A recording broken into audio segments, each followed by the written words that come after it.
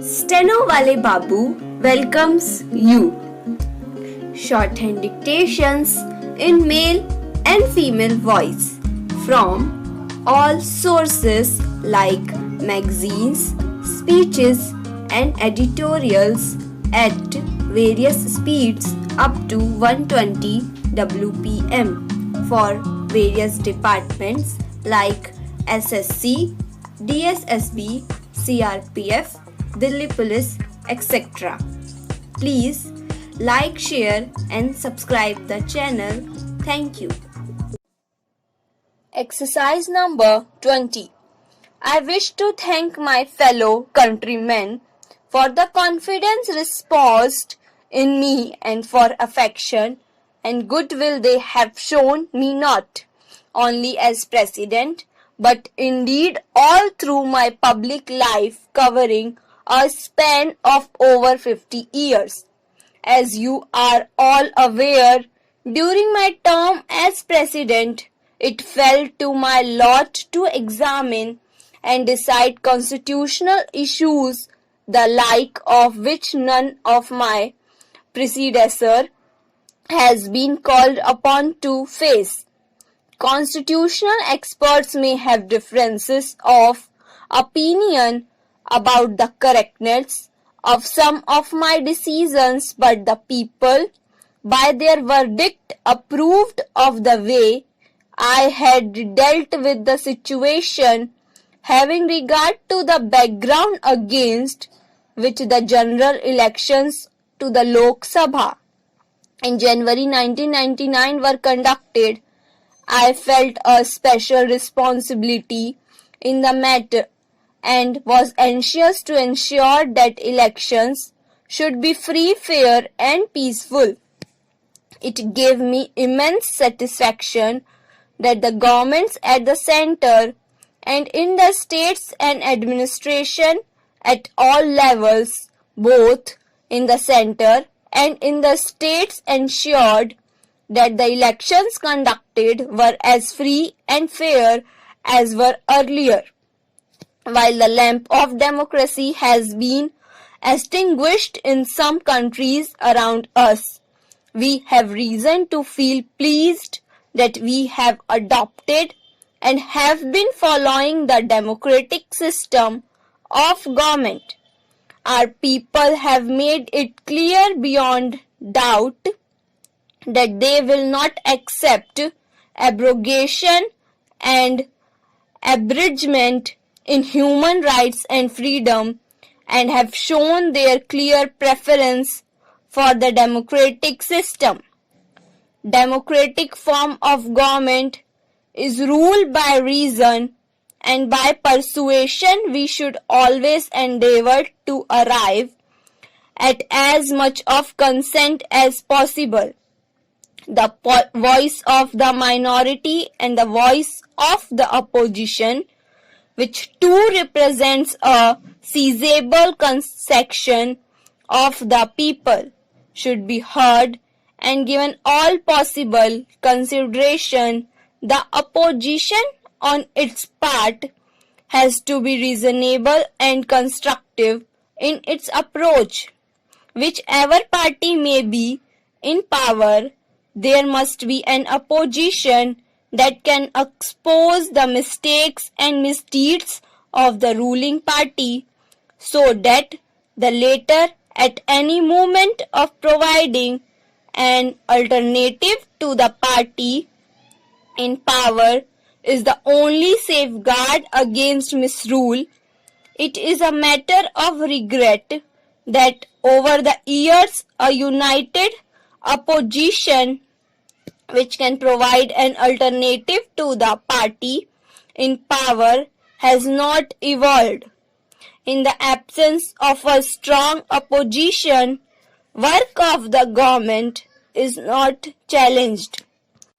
Democracy is not just a political system, a mere facade of elections, and an assembly of elected representatives is not the totality of its content.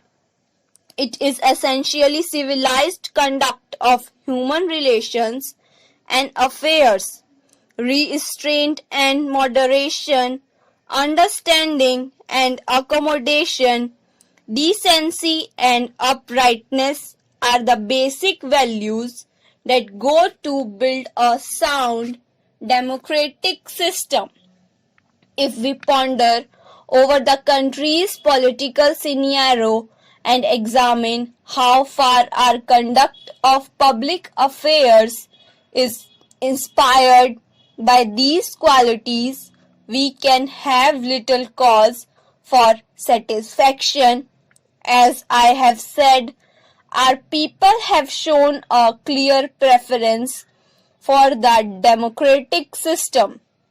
But if we make a mockery of it, will the public, whose disillusionment is daily growing, accept this state of affairs for long? I have often spoken about disparities in income and wealth distribution, a phenomena which came to government's notice over 20 years back and led to the appointment of a committee to inquire into the matter. Disparities have been become accentuated since then. Concentration of wealth, apart from its socially undesirable consequences, has disturbing implications for the working of our democratic system, which I need not elaborate. While there is a little doubt that large investments for development over the successive 5-year plans have added to the country's wealth, for the majority of our people, there has been no marked improvement in living standards per capita. Availability of essential commodities has been fluctuating and has not shown any significant improvement. Per capita income at current prices has been increasing, but at constant prices there has been little improvement.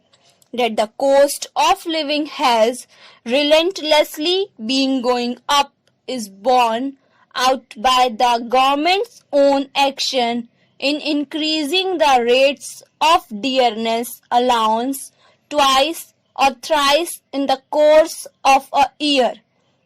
I am not unaware of our many achievements since attainment of independence, near self-sufficiency in the matter of food, large industrial capacity in capital, intermediate and consumer goods, enormous improvement in transport, power and other basic requisites, rapid strides in science and technology, including such sophisticated areas as nuclear power and space technology, are creditable achievements. A nation that has achieved so much in the short span of 50 years gives promise of ability to bring about a better life for the mass of its people. Critical examination of the investments already made with a view to maximizing the benefits from the time and priorities to be followed hereafter need to be undertaken so that there may be visible improvement in the living condition of the poor. Above all, we must realize that positions of power and authority are places of public held in that spirit only. Thank you.